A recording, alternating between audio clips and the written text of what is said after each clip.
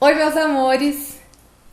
Esse assunto sobre cirurgia plástica nas pálpebras trouxe muita curiosidade para mim.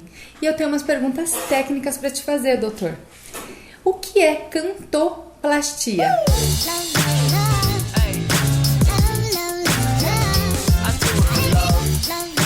Juliana, você me perguntou de uma das coisas que eu mais gosto de estudar e explicar e fazer no meu dia a dia. Era muito comum nas cirurgias antigas, o paciente fazia a cirurgia das pálpebras inferiores e aos poucos ele ia percebendo que o olho ia ficando arredondado, até que esse branquinho embaixo da íris começava a aparecer, e isso deixava um olhar muito desagradável, muito cansado. Então, a gente tinha que fazer uma correção disso. A gente tinha que puxar o cantinho do olho para reposicionar. Mas sempre que a gente fazia a correção, o resultado não era tão bonito quanto a gente gostaria.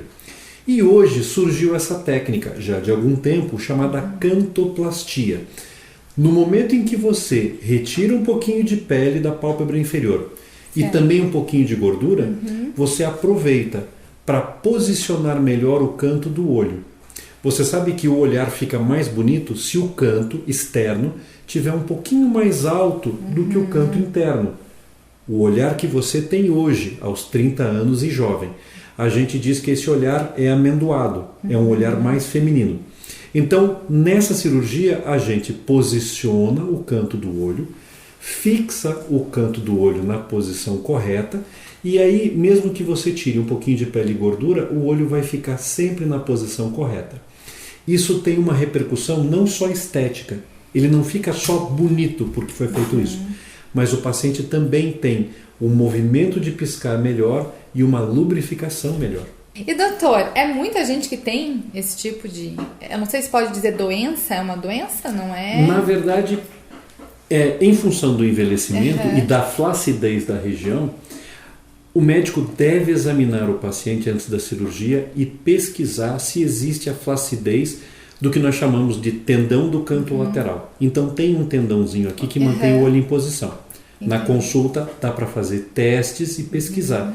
Se está um pouquinho flácido, além de operar a pele e a gordura, já pode puxar aqui para a posição. É relativamente comum. Num público até 30, 35 anos, não. Mas a partir dos 40, a flacidez desse tendão já começa a ficar mais comum. E incomoda bastante, né? Atrapalha. Na recuperação podem surgir problemas. Inclusive, tem pacientes que reclamam um pouquinho depois da cirurgia, que sentem o olho seco, a lubrificação perde um pouco a qualidade, e aí essa cantoplastia, além de deixar o olho mais amendoado e mais bonito, previne esse problema. Então, eu venho pesquisando já há algum tempo. E nas minhas pesquisas, tem alguns assuntos que eu fico pensando, o que é isso? Por exemplo, sobre a suspensão do terço médio. Não entendi muito bem o que é isso, esse assunto, né? Interessante. É assim, quando as pessoas envelhecem bastante, a maçã do rosto cai e geralmente o que é indicado é um lifting facial. O nome técnico é ritidoplastia. Então a cirurgia é feita com um corte na frente da orelha e é puxada a maçã do rosto para trás para levantar a face como um todo. O que acontece é que alguns pacientes ainda jovens já têm uma certa queda da maçã do rosto, que a gente chama de terço médio, e isso é visível por uma demarcação que fica na região inferior às pálpebras. E daí o paciente jovem, você não vai indicar ritidoplastia, não vai levantar o rosto todo, mas tem uma técnica em que, pelo corte da pálpebra, é possível levantar um pouquinho a maçã do rosto, o terço médio. Então, esse sulco entre o nariz e o canto da boca, se ele já está começando a marcar e essa localização logo abaixo da órbita começa também a ficar marcada, quando você faz a suspensão do terço médio, você consegue diminuir isso e aí deixa a pessoa com um olhar bem mais jovial. Então é uma cirurgia onde o cirurgião, além de trabalhar na pálpebra, ele vai trabalhar no terço médio da face. E com uma leve suspensão, ele melhora todo o visual dessa região. Entendi, doutor. E realmente é complicado, né? O doutor falando, eu consigo lembrar de algumas pessoas que têm mesmo esses problemas. E não é só pessoas mais velhas, também acontece com jovens, né?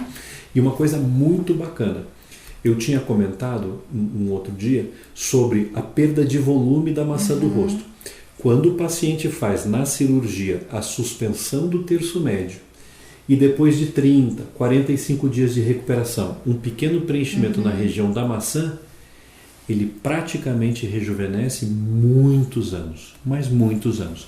E esse sulco, que a gente chama de sulco nasolabial, praticamente desaparece. Então, doutor, agora que eu entendi essa questão aí de suspensão do terço médio, tem essa história de reposicionamento de gordura. O que é isso, doutor?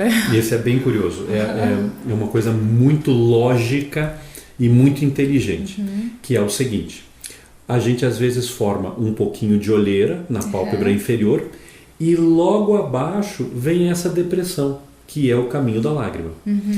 Todos nós, em um certo momento, precisamos fazer preenchimento com ácido hialurônico nessa região. Agora, surgiu o reposicionamento da gordura. O que é isso? Ao invés de, numa cirurgia, simplesmente tirar a bolsinha de gordura, com um pouquinho mais de trabalho, e é uma cirurgia bem delicada, é possível descolar essa gordura e arrastá-la para essa posição, posicionando logo abaixo dos músculos que iniciam a formação do terço médio, e você acaba fazendo um preenchimento natural daquele caminho da lágrima. Então, a história é mais ou menos assim: a gordura da bolsinha palpebral é sua, é do paciente. A gente pode optar por jogá-la fora ou usá-la para fazer um preenchimento natural. É como aquela gordura que você tira dali, põe no bumbum, por exemplo? Tem uma diferença fundamental, que é a seguinte: quando o paciente faz uma lipoaspiração, tira a gordura para enxertar no bumbum, ele retirou toda a gordura de um determinado local para colocar em outro. Sim. Isso faz com que ocorra uma certa absorção. Não é toda aquela gordura que foi colocada no bumbum que vai permanecer. O organismo precisa integrar essa gordura ao bumbum. Ele tem que levar vasos sanguíneos, oxigênio, e isso não acontece em 100% da região enxertada. Então, o médico coloca alguns ml no bumbum e tempos depois, uma boa parte fica lá, mas uma outra boa parte é absorvida. No caso do reposicionamento da bolsa de gordura, é feito um descolamento, mas os vasos sanguíneos que levam oxigênio e sangue para a gordura ficam íntegros e você arrasta essa gordura para baixo. Entendi. Então, nesse caso, não há o processo de absorção. Doutora, a gente tenta se livrar da gordura até nos olhos. De onde que vem essa gordura nos olhos? Tem casos que a gente diz assim, é o famoso olho gordo. E a gente precisa operar e precisa retirar. A gordura, ela é importante, em excesso ela é ruim, mas veja, muitas vezes no rosto a gente tira a gordura do corpo para enxertar em toda a face. Então, a gordura faz falta, ela é algo importante para nós. Olha aí, gente. O excesso é que é o problema. Essa gordura fica atrás do olho? Como que é essa história da gordura aqui nos olhos? Tem toda a relação com o nosso envelhecimento e a flacidez. Então, nós temos a pele, o músculo, logo atrás do músculo tem um septo, que chama septo orbitário, é bem firme, e logo para trás tem as bolsinhas de gordura. Essas bolsas de gordura ficam quietinhas lá atrás, enquanto todas as estruturas estão bem firmes. À medida que vai havendo envelhecimento e frouxidão dessas estruturas, as bolsinhas vêm se insinuando para frente. Até que em alguns casos ficam muito feias. É bem cara da gordura, né? É bem cara da gordura. Ela aparece onde você não deseja. Doutor, a alimentação influencia nisso tudo, nessas gorduras? Isso influencia? Alimentação, hábitos de vida de maneira geral, e hoje já existe um grande movimento na área médica buscando retardar o envelhecimento. Quem não quer, né? Exatamente. Noites mal dormidas, excesso de sal na alimentação, aquele vai e vem do ganho de peso, aquele efeito sanfona, bebida alcoólica. Tudo isso faz com que líquidos vão se acumulando por toda a face e você vai tendo, isso piora a flacidez e você vai tendo junto ao envelhecimento acúmulo e depois o nosso sistema de drenagem linfática acaba não sendo tão eficiente para drenar esse líquido todo dia. Então, a alimentação saudável melhora, o sal é o principal vilão, noites de sono bem dormidas, hoje em dia o sono é irregular para a maioria das pessoas e, lógico, começar a se cuidar cedo. Então existem procedimentos na área da estética, na área da fisioterapia, ultrassom, radiofrequência, ativos tensores para a pele.